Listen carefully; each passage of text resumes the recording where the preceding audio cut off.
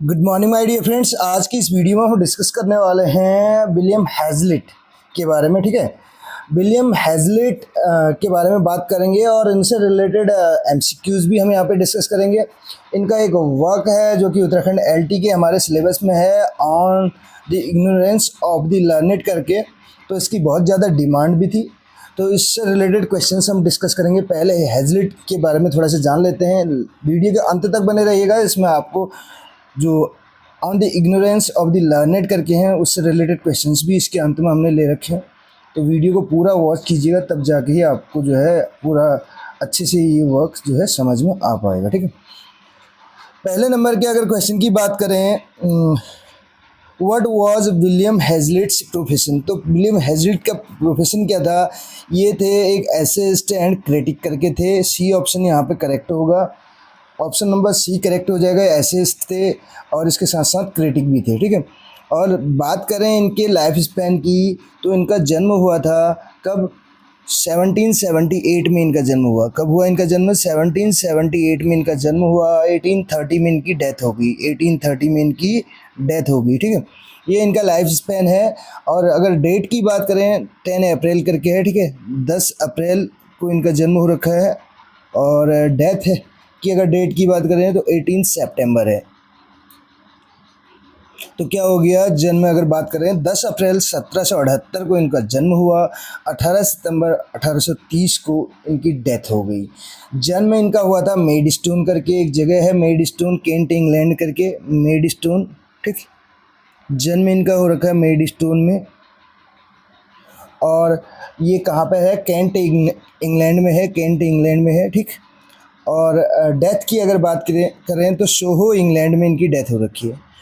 Maidstone में जन्म और सोहो में डेथ, 1778 से 1830। ये था लाइफ स्पैन विलियम हैज़लिट का। और इनके बारे में बात करें तो he was an English essayist, drama and literary critic, painter, social commentator and philosopher भी ये थे। He is considered one of the greatest critic and essayist. इनको जो है one of the greatest critics and essayist भी consider किया जाता है in the history of English language. और इनके अगर स्थान की बात करें, placed in the company of Samuel Johnson and George Orwell. Critics की अगर हम बात करें तो he is also acknowledged as the finest art critic of his age. Finest art critic भी इनको कहा जाता है। क्या कहा जाता है? फाइनेस्ट आर्ट क्रिटिक भी इनको कहा जाता है। क्रिटिक भी इनके लिए यूज किया गया है। किसने कहा है आप बताएंगे। ठीक है, तो अब बढ़ेंगे हम नेक्स्ट क्वेश्चन की ओर। इसके साथ साथ अगर बात करें, इनसे रिलेटेड पूछा जाता है कि लिटरेरी मूवमेंट कौन से मूवमेंट से जुड़े हुए थे? रोमांटिसिज्म करके। कौन सा मूवमेंट हो जाएगा? रोमांटिसिज्म हो जाएगा। और एजुकेशन इनकी रही न्यू कॉलेज करके है, न्यू कॉलेज एट हैकनी करके। इनके नोटेबल वर्क्स की बात करें तो उसमें कैरेक्टर्स ऑफ शेक्सपियर्स प्लेज, इसके अलावा टेबल टॉक और स्पिरिट ऑफ द एज जो है फेमस वर्क है। इसके अलावा प्लेन स्पीकर भी इनका वर्क है। ठीक है, इनकी स्पाउस की बात करें, इनकी वाइफ जो है सारा स्टुडार्ट करके हैं। वाइफ का नाम क्या है? सारा स्टुडार्ट करके है, सारा स्टुडार्ट, ये टी है। ठीक है, स्टुडार्ट, सारा स्टुडार्ट करके। और चिल्ड्रन की बात करें, इनके बच्चे का नाम भी विलियम हैज़लिट ही था। विलियम हैज़लिट के बेटे का नाम भी क्या था? विलियम हैज़लिट ही था। ठीक है, तो अब क्वेश्चन आंसर हम डिस्कस करते हैं आगे। सेकंड नंबर का क्वेश्चन आपके सामने है, इन विच सेंचुरी डिड विलियम हैज़लिट लिव। तो विलियम हैज़लिट कौन सी सेंचुरी में रहते थे, यानी कि कौन सी सेंचुरी से बिलोंग करते थे? हमने बात की 1778 टू 1830। 1830 का मतलब है 19th सेंचुरी। कौन सी सेंचुरी हो जाएगी? 19th century. तो ऑप्शन डी हमारा यहाँ पे करेक्ट आंसर हो जाएगा। क्वेश्चन नंबर थर्ड है, वेयर वॉज विलियम हैज़लिट बोर्न। कहाँ जन्म हुआ था इनका? लंदन में हुआ था। हमने बताया अभी इनका जन्म कहाँ हुआ था? केंट इंग्लैंड, मेडस्टोन करके। ठीक, तो लंदन, ए ऑप्शन करेक्ट हो जाएगा। Hazlitt is best known for his essays. Hazlitt को जाना जाता है इनके एसेज के लिए। कौन से? Best known for his essays on किस पर? लिटरेचर पे, ठीक है। इनके एसेज किस पे देखने को मिलते हैं? लिटरेचर पे हमको देखने को मिलते हैं। क्वेश्चन नंबर 4 का क्या हो जाएगा? बी। बढ़ेंगे नेक्स्ट क्वेश्चन की ओर। क्वेश्चन नंबर 6 क्या कहता है? What is Hazlitt's most famous work? तो हेजलिट का मोस्ट फेमस वर्क क्या है, ये पूछा जा रहा है। तो हमारे पास 4 ऑप्शन है, हम सीधे सीधे करेक्ट आंसर की ओर बढ़ेंगे। टेबल टॉक करके है। टेबल टॉक यानी कि जो कब पब्लिश हो रखा है 1821 में, ठीक है। 1821 में ये पब्लिश हुआ है। और रही बात टेबल टॉक की, टेबल टॉक नाम का एक वर्क और भी है, किसका है वो आप बताएंगे, और उसका जॉनरा क्या है ये भी आप बताएंगे, ठीक है। रोमांटिक एसे ही बिलोंग करते हैं वो भी, आपके लिए इतना हिंट है। अगर आपको नहीं पता है तो आपको थोड़ा बहुत सर्च करना पड़ेगा इसके लिए। देखिए नेक्स्ट क्वेश्चन क्या है? Hazlitt's style of writing is often characterised as. तो हेजलिट की राइटिंग स्टाइल की अगर बात करें तो कैसी राइटिंग स्टाइल है इनकी? 6 का ए हो जाएगा, रोमांटिक है, रोमांटिसिज्म से बिलोंग करते हैं। देखिए नेक्स्ट क्वेश्चन है, पॉलिटिकल आइडियोलॉजी पूछा जा रहा है जिसको ये सपोर्ट करते थे, वो लिबरलिज्म है। बी ऑप्शन करेक्ट हो जाएगा। नेक्स्ट क्वेश्चन की ओर बढ़ें। अगला क्वेश्चन क्या कहता है? आप भी अपना स्कोर ज़रूर बताइएगा, आपने कितने इसमें मार्क्स गेन किए, ठीक। 50+ क्वेश्चंस हमारे पास हैं इसमें। हेजलिट वॉज अ कंटेम्प्रेरी, समकालिक थे एंड फ्रेंड थे of which other famous romantic poet. तो कौन सा रोमांटिक पोइट था जिसके ये फ्रेंड भी थे? हमने अभी इस बारे में बात कर रहे थे, वो कौन है? सैमुअल टेलर कॉलरिज हैं, रोमांटिक एज से related. Samuel Taylor Coleridge. Samuel Taylor Coleridge की बात की जाए, इनका अगर बात करें 1778 है हेजलिट का, तो कॉलरिज का है 1772। विलियम वर्ड्सवर्थ का है 1770, तो चार्ल्स लैम्ब का है 1775। ये 4 के 4 रोमांटिक एज के हैं। 1770 में किसका जन्म हो रखा है? विलियम वर्ड्सवर्थ का। यहाँ से लेके 1850 तक है इनका। कॉलरिज का है 1834 तक। हेजलिट का है 1830 तक। और चार्ल्स लैम्ब का क्या है? 1834। इनके फ्रेंड की डेथ भी यानी कि कॉलरिज की भी 1834 में ही हो रखी है।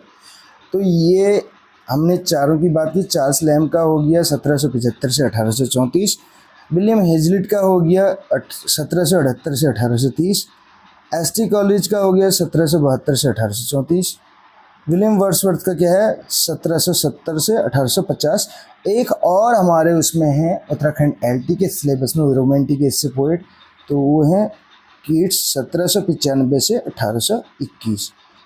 ये रोमांटिक एज के हैं और सबका हमने यहाँ पे लाइफ स्पैन डिस्कस कर लिया। Last to born first to die कहा जाता है, ठीक है। सबसे लास्ट में इनका जन्म हुआ और सबसे पहले इनकी डेथ होगी। नेक्स्ट क्वेश्चन देखिए, in which year did Hazlitt publish his famous essay collection Table Talk. तो टेबल टॉक का पब्लिश हुआ, सी ऑप्शन हो जाएगा 1821।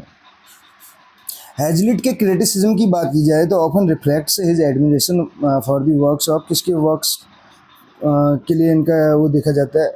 इनकी क्रिटिसिज्म की अगर बात करें तो often reflect his admiration for the works of, तो कौन से राइटर के वर्क्स की बात की जा रही है यहाँ पे? शेक्सपियर है, मिल्टन है, चौसर है कि दांते हैं?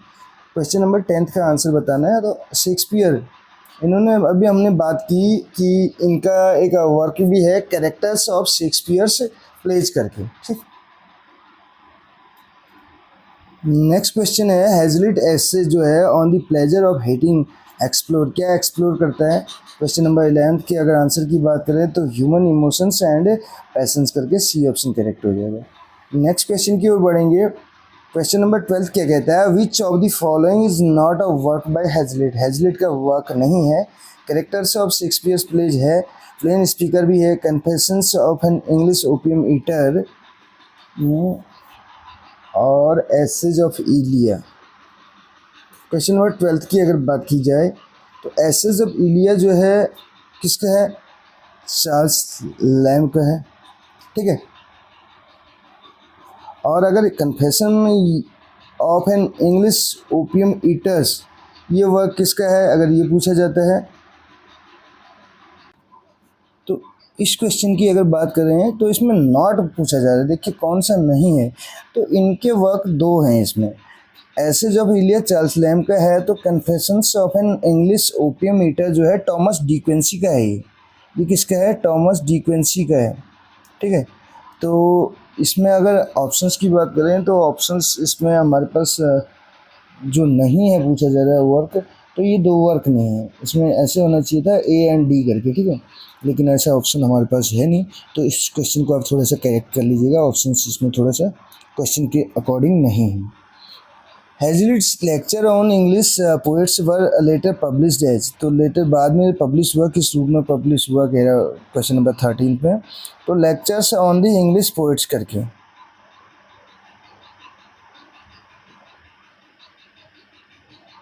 ए ऑप्शन करेक्ट हो जाएगा 13 का। बढ़ेंगे नेक्स्ट क्वेश्चन की ओर।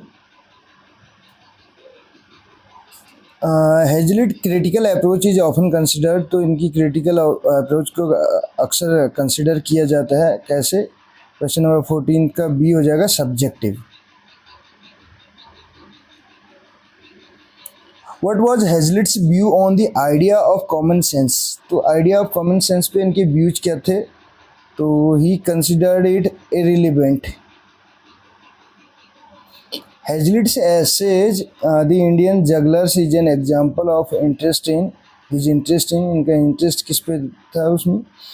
तो cultural observation, C option correct हो जाएगा क्वेश्चन नंबर 16 का। बढ़ेंगे 17th क्वेश्चन की ओर। Question number 17, in which periodical did Hazlitt publish many of his essays, कौन से पीरियडिकल में इन्होंने अपने कई एसेज को पब्लिश करवाया? ठीक, तो सी ऑप्शन करेक्ट हो जाएगा द एग्जामिनर करके।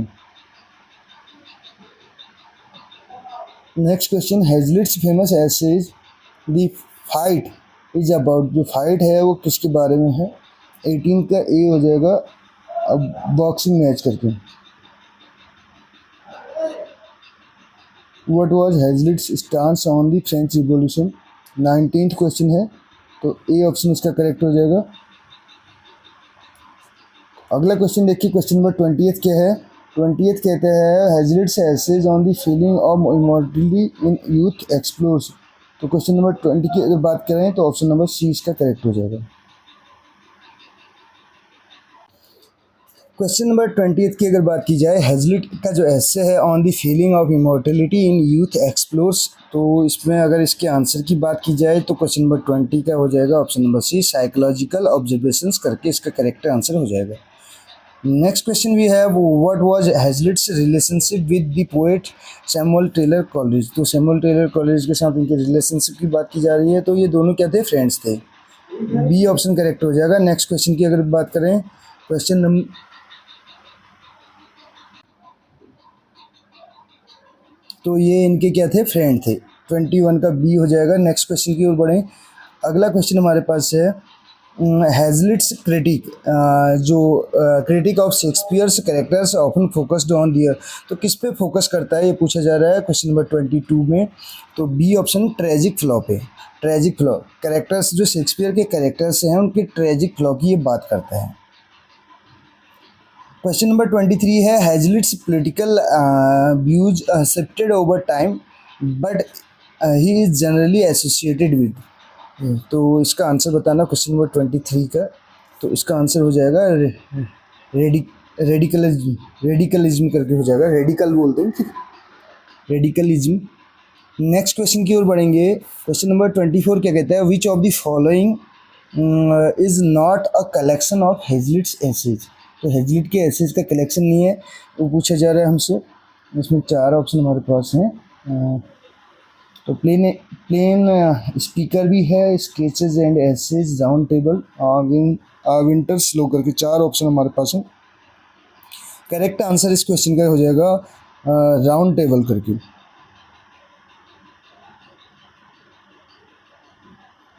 क्वेश्चन नंबर 25 क्या कहता है? What was the Hazlitt's opinion on the role of imagination in literature, तो रोल है किसका? इमेजिनेशन का लिटरेचर में, उस पर क्या ओपिनियन है ये पूछा जा रहा है क्वेश्चन नंबर 25 में, तो इसका आंसर हो जाएगा B, it is essential for creative expression, सृजनात्मक अभिव्यक्ति के लिए आवश्यक है, कहा जा रहा है।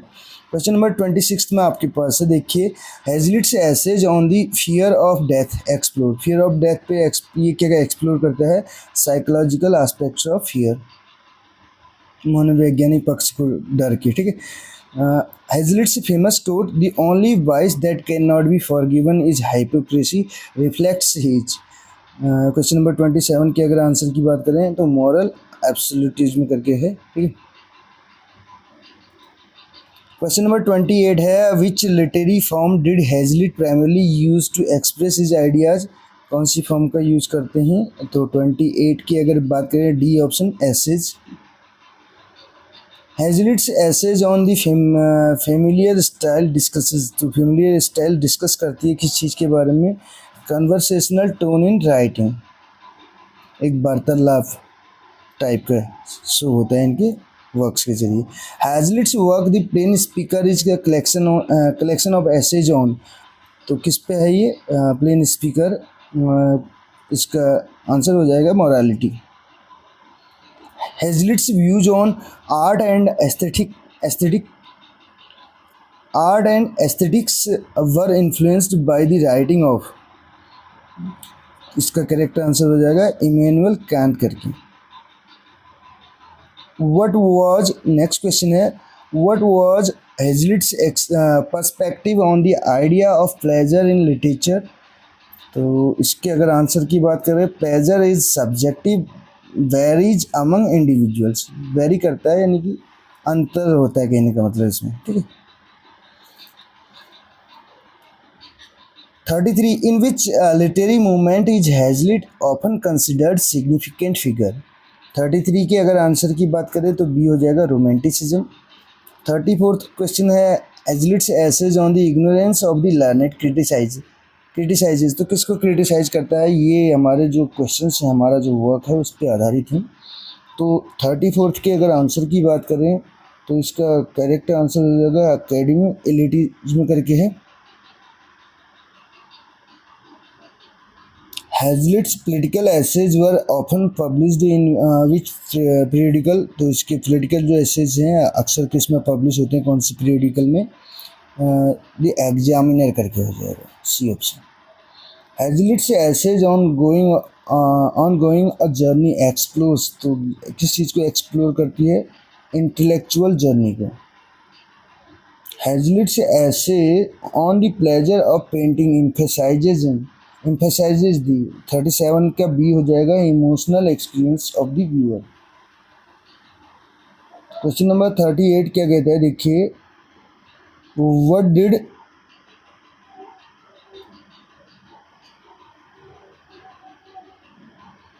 Did Hazlitt consider as the primary source of his political principle. 38 के अगर आंसर की बात करें तो डी हो जाएगा, पर्सनल एक्सपीरियंसेस। हाँ, नेक्स्ट क्वेश्चन नंबर 39 हमारे है, Hazlitt's criticism of Edmund Burke's political philosophy is evident in. Question number 39 के आंसर की बात करें, The Spirit of the Age. What was, next question है, what was Hazlitt's stance on the concept of prejudice. Question number 40 के answer की बात करें, prejudice is a natural human instinct. Hazlitt's essays on the past and future explores the theme of, past and future जो है वो theme की, उसकी theme के बारे में बात की जा रही है, progress. Hazlitt's writing is often characterised by a blend of, तो किस चीज़ का मिश्रण माना जाता है इनकी राइटिंग को, पैशन एंड स्केप्टिसिज्म का। Question number 43, in which field did Hazlitt pursue formal education, तो कौन से फील्ड में परस्यू की इन्होंने फॉर्मल एजुकेशन। 43 की अगर आंसर की बात करें, B law. Hazlitt's essay on the conduct of life reflects his views on ethics and morality. What literary genre did Hazlitt contribute to with his work Round Table. ठीक है, round table भी इनका work है, अभी हमने एक question ऊपर discuss किया था, उसमें राउंड टेबल जो है इसका आंसर दिया था। तो उस क्वेश्चन को एक बार फिर से हम देख लेंगे। 45 का क्या हो जाएगा, सी एसिड करके। 45 पे हम थे, इससे पहले उस क्वेश्चन को एक बार चेक कर लेते हैं। ठीक, वहाँ तो डाउट मुझे भी था, लेकिन जो इसके करेक्ट आंसर्स थे उसके अकॉर्डिंग में चलता जा रहा था।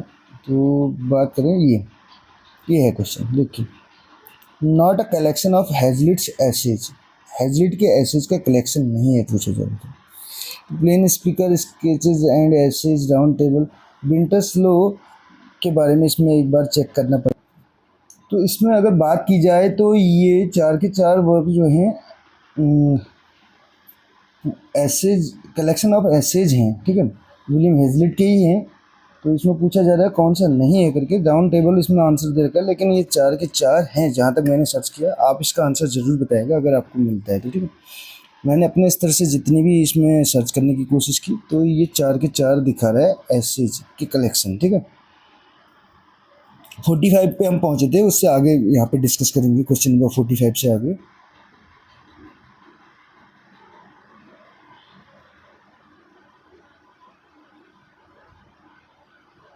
Next question, question number 46 sorry. Hazlitt के essays on the jealous and spleen of party criticises, तो किसको क्रिटिसाइज करता है 46 की अगर बात करें, पॉलिटिकल पार्टनरशिप को, पार्टीजनशिप को। 47 हमारे पास है, हैजलिट के जो व्यूज ऑन दी मोनार्की है were often critical and aligned with. 47 के अगर आंसर की बात करें तो सी हो जाएगा, रिपब्लिकनिज्म करके। 48 है question, Hazlitt essays on the sound and the unsound mind explore, तो sound and unsound mind explore करता है किस चीज़ को, 48 के, साइकोलॉजी एंड मेंटल हेल्थ को। क्वेश्चन नंबर 49 आपके पास देखिए, what was Hazlitt's relationship with romantic poet William Wordsworth, तो विलियम वर्ड्सवर्थ के साथ इनके रिलेशनशिप की बात की जा रही है 49 का, तो सी ऑप्शन हो जाएगा, राइवल्स थे, ठीक है।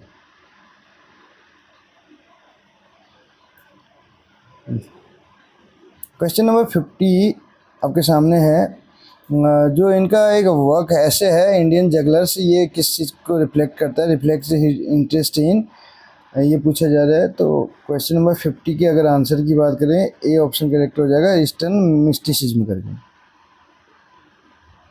अब कुछ क्वेश्चंस जो हैं जो on the ignorance of the learned करके हैं, उस पर आधारित हैं। इसमें आपका पहला क्वेश्चन आप देख सकते हैं, Hazlitt mentioned a very famous German writer on international law in his essay, international law पर आधारित, यानी कि एक फेमस राइटर, फेमस जो हैं जर्मन राइटर, उनकी बात करते हैं।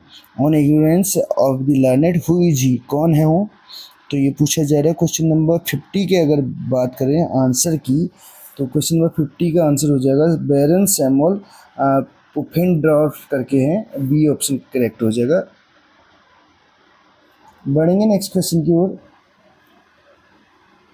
क्वेश्चन नंबर 51 देखिए क्या कहता है, it is better to be able neither to read और nor then to be able to nothing do else, तो कहने का मतलब है बेहतर होता, कहने का है it is better to be able, या तो योग्य हो किस चीज़ की, ना तो पढ़ने और ना लिखने के, अगर बात करें इसके बजाय क्या हो, to be able to do nothing else. Where does this line appear, ये लाइन कहाँ पे अपीयर होती पूछा जा रहा है, on the ignorance of the learned करके है। 51 का जो है ए ऑप्शन करेक्ट हो जाएगा। नेक्स्ट क्वेश्चन की बात करें, लर्निंग की बात कर रही हैं, learning is in too many cases, कई केसों में बात की जाए तो, but foil to common sense, substitute for true knowledge, this line is from one of the essays of William Hazlitt, name the essay, तो ये क्या है, on the ignorance of the learned करके है। 52 का यहाँ पे क्या हो जाएगा, C option. The bookworm wraps himself in his web of verbal generalities and sees only the glimmering shadows of things.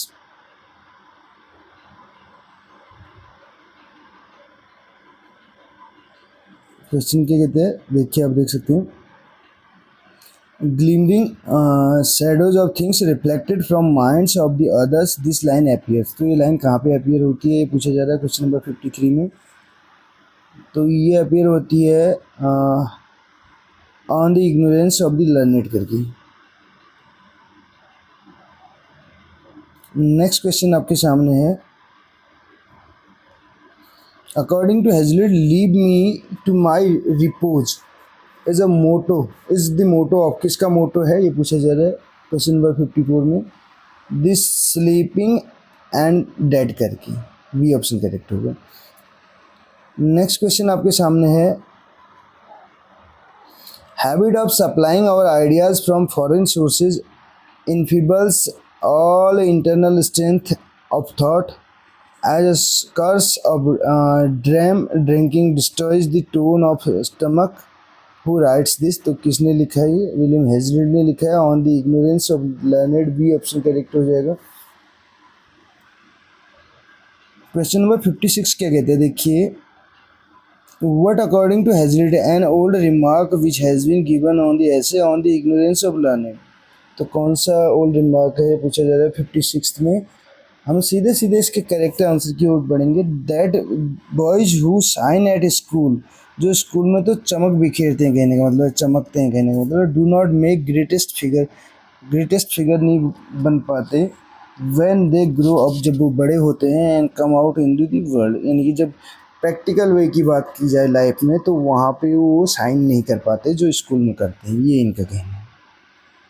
57 question number 57 क्या कहता है, who have not been most distinguished for their acquirements at school at the university according to Hazlitt. Question number 57 का answer बताना है। 57 के अगर answer की बात करें, और man of the greatest genius करके इसका करेक्ट आंसर हो जाए। 58 नंबर का क्वेश्चन है, the enthusiast fancy was a truant ever, where does this line appear. तो कहाँ पे ये लाइन अपीयर होती है? ये हो जाएगी on ignorance of the learned, B option correct होगा। तो ये थे 58 क्वेश्चंस जो हमने विलियम हेजलिट से रिलेटेड यहाँ पे डिस्कस किए। कैसी लगी आपको वीडियो ज़रूर बताइएगा। वीडियो पसंद आई हो तो अपने फ्रेंड्स के साथ भी शेयर कीजिएगा। मिलते हैं अगली वीडियो में। Thank you so much. जाते जाते अगर इसकी बात करें, ये पब्लिश कब हुआ, ये भी on the ignorance of the learned करके 1821 करके, ठीक है। Thank you so much.